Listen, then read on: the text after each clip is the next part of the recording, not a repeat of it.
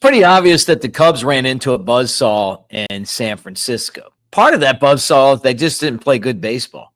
And now they'll take on the Rockies, and then after that, the Braves, who gave up 4 home runs to former Smoky Kyle Schwarber tonight. And the Cubs will try to just get back to what they were doing when they swept the Angels. Weird on the road out on the West Coast. We win 3, then we lose 3. So we're back to 0 again on this trip. But anyway, we're going to talk about Kyle Tucker.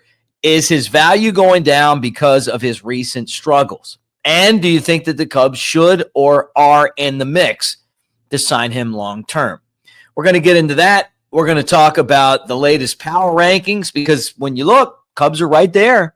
The fact that they're struggling to score isn't slowing anyone down as far as the way that they are looked at, and then the updated Cubs playoff odds, and then Cade Horton back on the mound again as the Cubs take on the Colorado Rockies. So thanks for being here.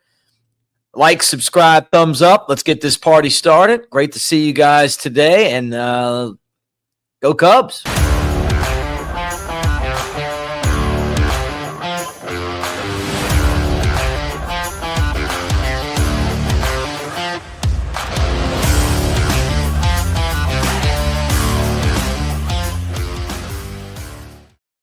What do you say, everybody? Mick Gillespie, Cubs Baseball Channel. Great to talk to you guys today as the Cubs continue their West Coast swing. They take on the Colorado Rockies today. The Rockies have been one of the worst teams in baseball, but it's always tough to go there to the Mile High City and get wins. All right, let's talk about Kyle Tucker. Some of us watched him struggle when we were like, hey, are the Cubs going to take him out of the game? Craig Counsell, and you guys have complained about Counsell's lineups.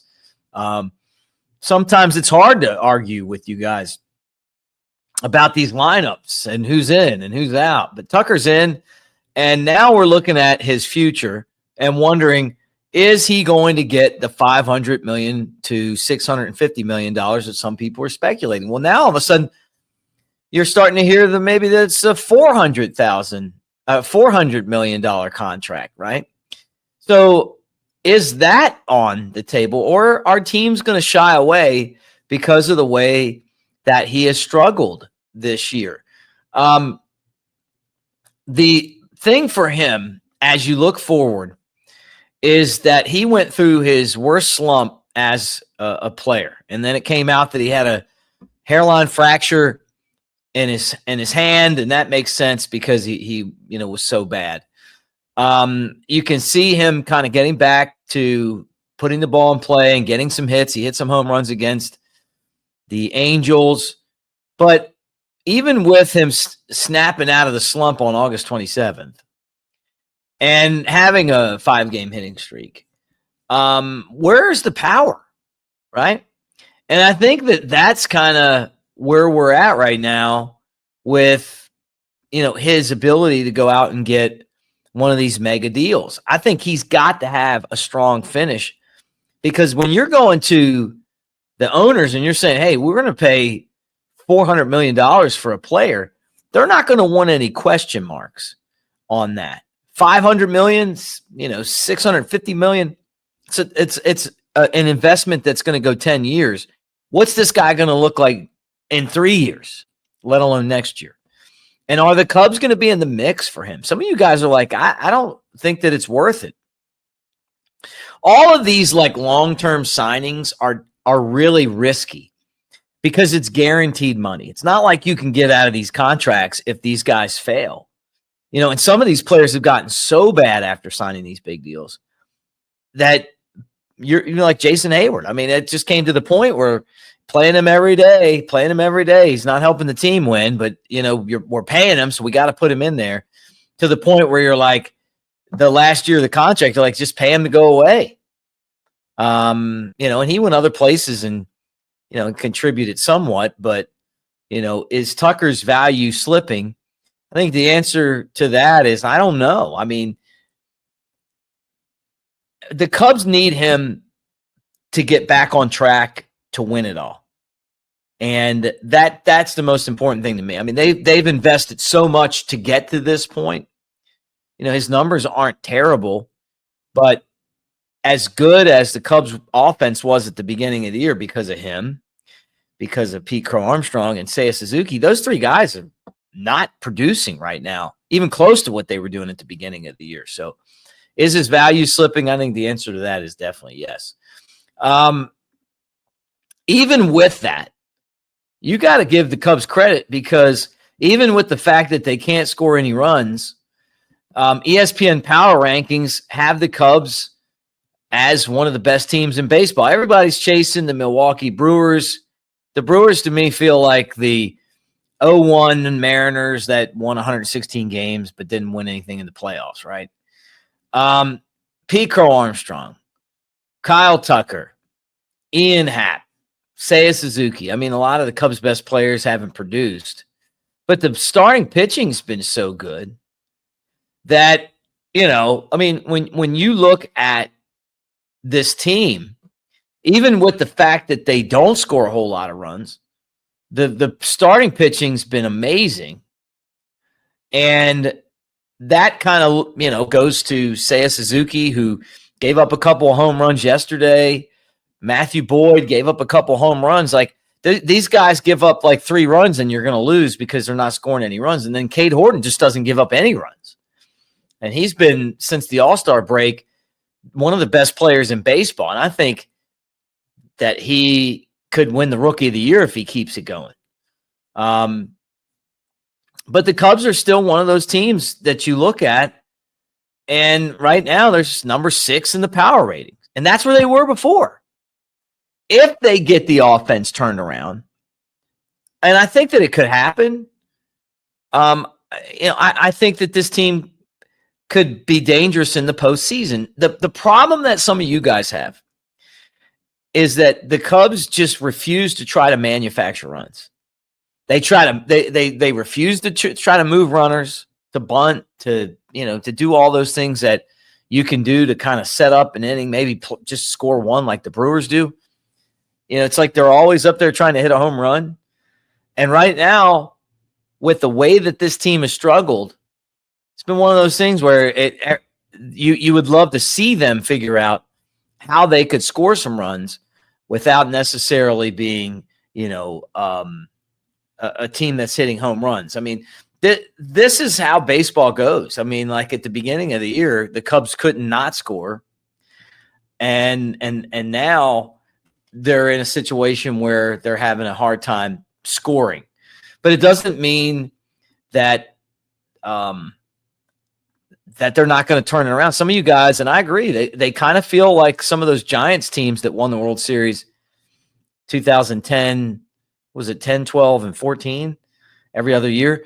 They could never score, and then they get into the playoffs, but their pitching was good.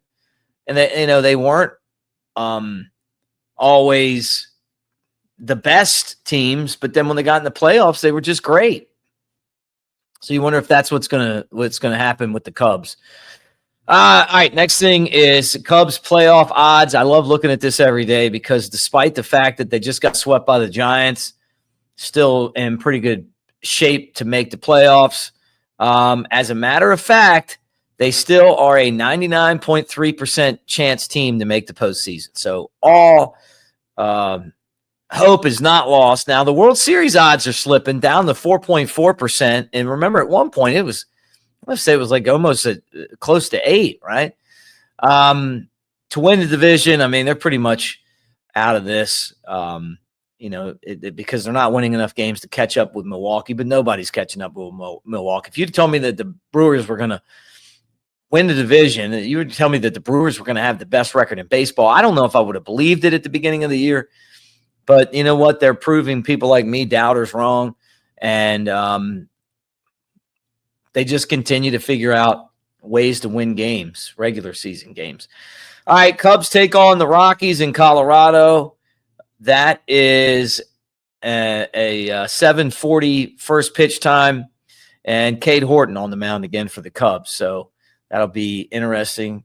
Germán Marquez going for the Colorado Rockies. We'll be keeping an eye on that. Horton pitching to try to help the Cubs get in the win column, and also pitching for a chance to win the Rookie of the Year award. The crazy thing is when I looked at this right after he pitched last time, and he was like the 6th guy. You do it now, And all of a sudden, he's the favorite from plus 140 to plus 170 to win the award. I got him at plus 170 right here as I just kind of looked at this right now. It would be awesome for him to win the award. I remember as a kid watching Jerome Walton win one. He had like a 30-game hitting streak. That was a Cubs team I watched all the time. Loved those guys. Horton, I told you at the beginning of the year, I think that he's as good of a prospect as the Cubs have had since Pryor and Wood, Kerry Wood and Mark Pryor. And he looks like Mark Pryor. I mean, you put the matchup like next to each other, and there's a lot of similarities. I mean, he's not throwing 101 miles an hour, but those guys would probably look at some of the stuff he can do with the sliders and go, hey, man, I got a good slider, but this guy's slider's incredible. So hopefully he keeps it going. Out in Colorado, I don't know how the ball is going to twist and shape out there with the way that it's always kind of been weird with the elevation. But Cubs could use a win. Time to get back on track again. That San Francisco series stunk.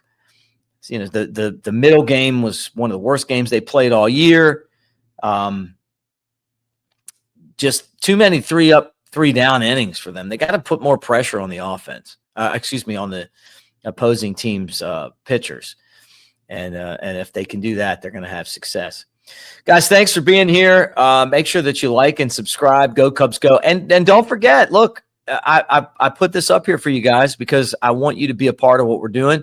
And that, of course, is our AveD. Right. Stay tuned. Join Mick Nation. There's the QR code right there. And we're giving away tickets to the playoffs. We're going to do a bunch of other stuff as well on here with swag. But you can play like, hey, pick scores of games. You go on there. It's interactive stuff. It's all free. And we appreciate you so much for being a part of what we do here on a daily basis. So whether it's AveD or getting in the comments section, be a part of what this is all about. And it's about you guys. It's just a spot to go talk about the Cubs on a daily basis. And these shows are for you. So thank you for being here. If you're not a subscriber, please subscribe.